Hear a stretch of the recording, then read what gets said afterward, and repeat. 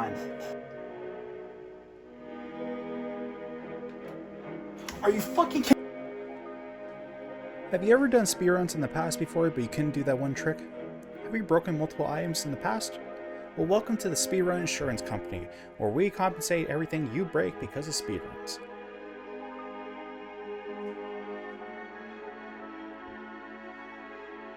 Was that it? Poppy Playtime Chapter 4 comes out in 36 hours? God, I'm gonna have no time to do this video properly. I want to check out all 3 chapters on PC, console, and mobile, but I'm not gonna have any time to do it. If only there was some way to do it speedily while running. See what I did there? Considering I came up with this idea last minute, I not only need to speedrun these games, but I also need to speedrun editing this video, so there might be a little bit of jank.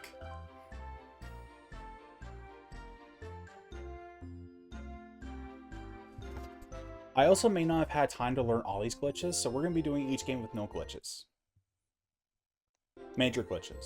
So for the uninitiated, although I doubt most of you are considering this is a video about speedrunning Poppy Playtime and the million upon millions of videos you can find online about it, is a mascot horror game released in 2021. You solve puzzles, avoid homicidal toys, and question why you've been looking at videos about a piece of plastic somehow getting knocked up. Don't ask.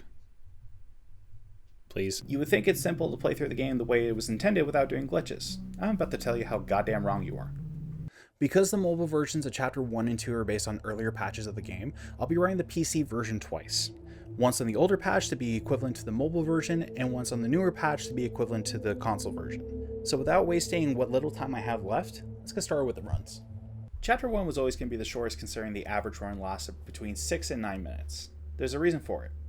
This chapter is just short in general. The only main difference between versions really is the ability to skip the tape needed to get the grab pack. Thankfully though, in the older patch, we get to watch a nice tutorial from my good friend Acthole. Welcome to Playcam. You've been issued a grab pack as part of your employment. Make sure to tie your straps like you do with your choker, you filthy animal. I have been issued a citation and I apologize. Make sure to firmly grasp both cannons and pull the trigger to grab your company supplied hemorrhoid. I have been issued another citation and a demotion after the video is done. Pull the trigger to retract the hands. Hold the trigger to bring the object towards you. Only shoot the hands at small objects or handles, not your fellow coworkers. That's how I lost my job in the BBS department. I have been issued one final warning. The wire in the grab pack is conductive. Make sure to use it when the electricity goes out again in this hellhole. What do you mean I'm fired? I'm the face of this company.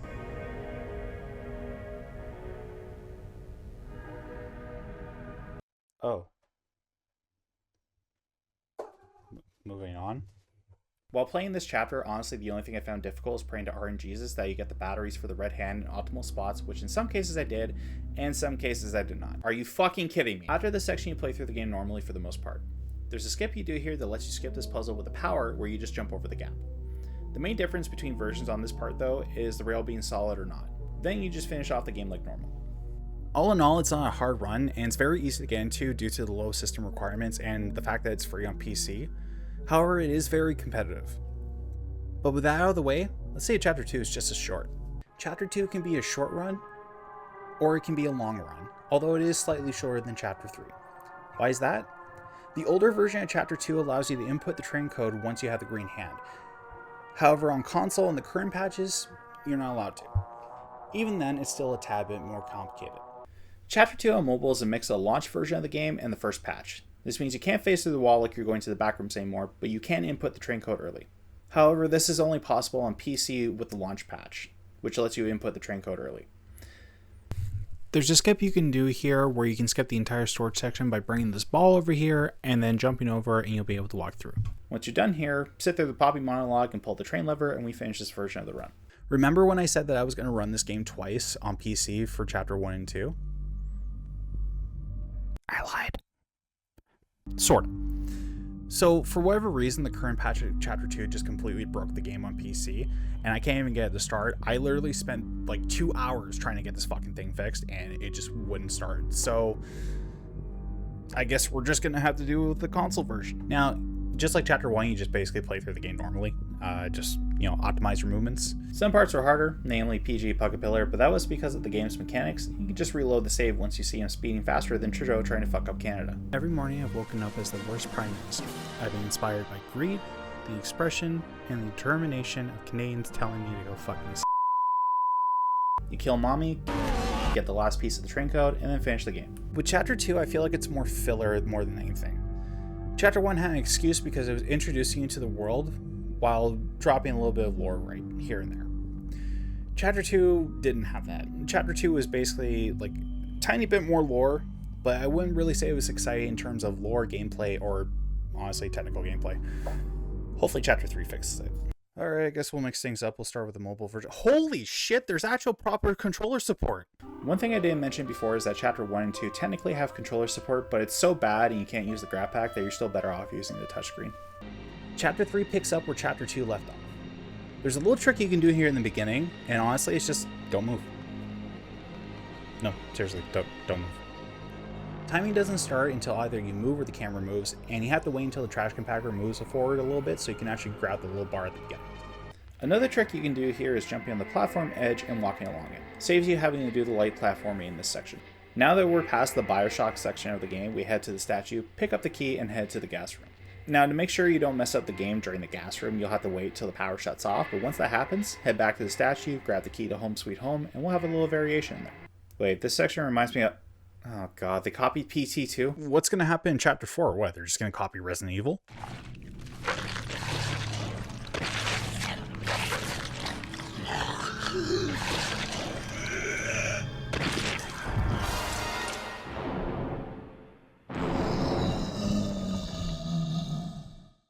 Don't get me wrong, this is my favorite chapter of the series, but like, they copied a section from Bioshock and they basically copied the entirety of PT.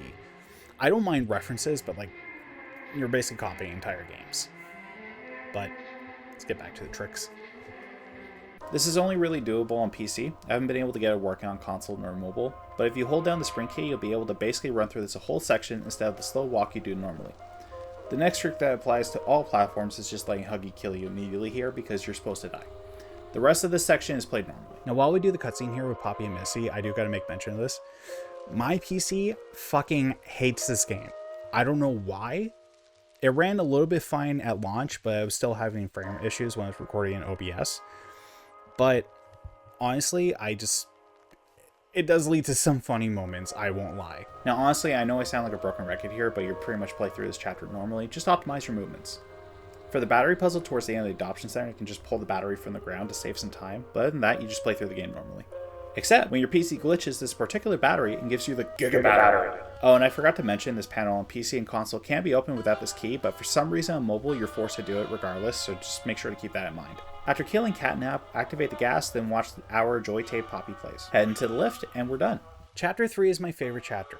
It had the best lore dumps, it had the best variety in gameplay, and it had the best soundtrack. I also had the most fun with this with no major glitches, and I can actually remember most of what happened during this run. I can't say that about Chapter 2. Chapter 1, I can say that because it's like 6 minutes fucking long. So what's the verdict? I managed to finish each speedrun, and I had a fun time revisiting the games prior to Chapter 4. Some pissed me off due to technical problems, some technical problems made me laugh, but honestly, I did have a fun time. I really love how the story is shaping up to be and how each chapter gets darker than the previous. Chapter 4 is supposed to be the most dark and disturbing chapter of the series, so I'm really looking forward to January 30th when it comes out. Who knows? Maybe by the time Chapter 5 comes out, I'll even do a video where I speedrun every challenge.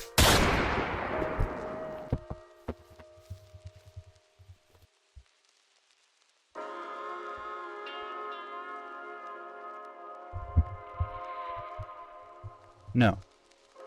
Unless I get 100 likes. This is about on YouTube, don't get mad. Hey everyone, I'm basically recording this after I finished editing the video. Honestly, this was something I rushed completely. I basically had the idea last week, and then I started recording the runs on the weekend, and then I finally started editing this week. So the fact that I managed to get this all done with a couple days, I'm honestly really happy with myself, even though it might not be the best thing I could have made. But honestly, if you did enjoy it, then please leave a like.